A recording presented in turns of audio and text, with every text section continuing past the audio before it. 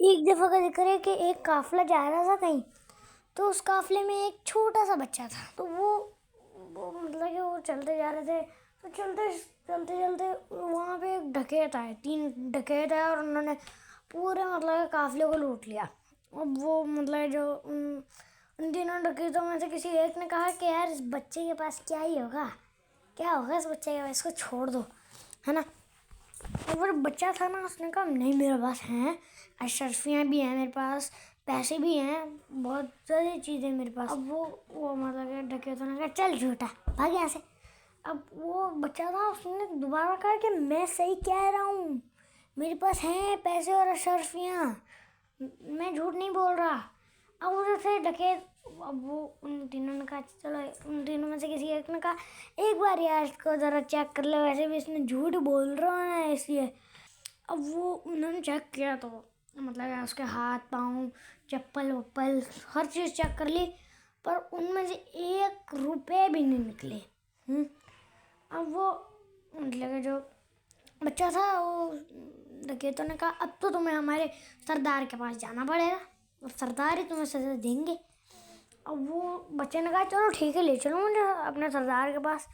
अब वो सरदार के पास लेके गए, है ना। सरदार ने पूछा हाँ भाई तुम्हारे पास अशरफियाँ हैं? अब वो बच्चे ने कहा हाँ है मेरे पास सरदार। अब सरदार ने पूछा कहाँ है तुम्हारे पास अशरफियाँ?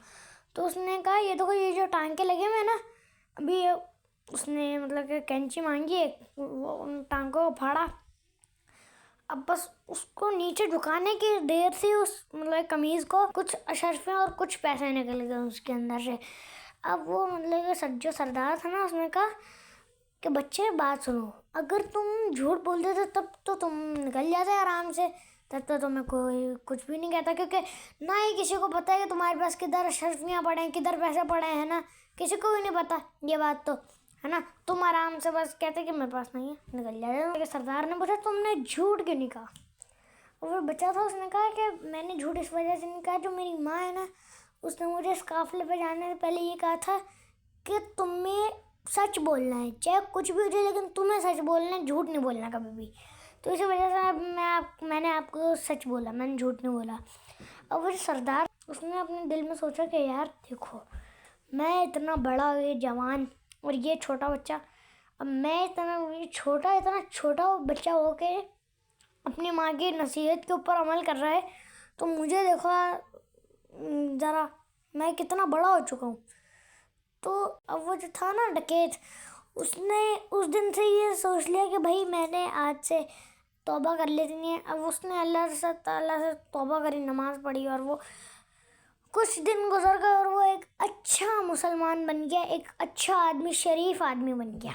अब दोस्तों आपको ये पता लगाना होगा कि वो सच बोलने वाले बच्चे का नाम क्या था। सच बोलने वाले बच्चे का नाम था शेख अब्दुल कादिर जलानी, उस बच्चे का नाम था। अल्लाह हाफिज़।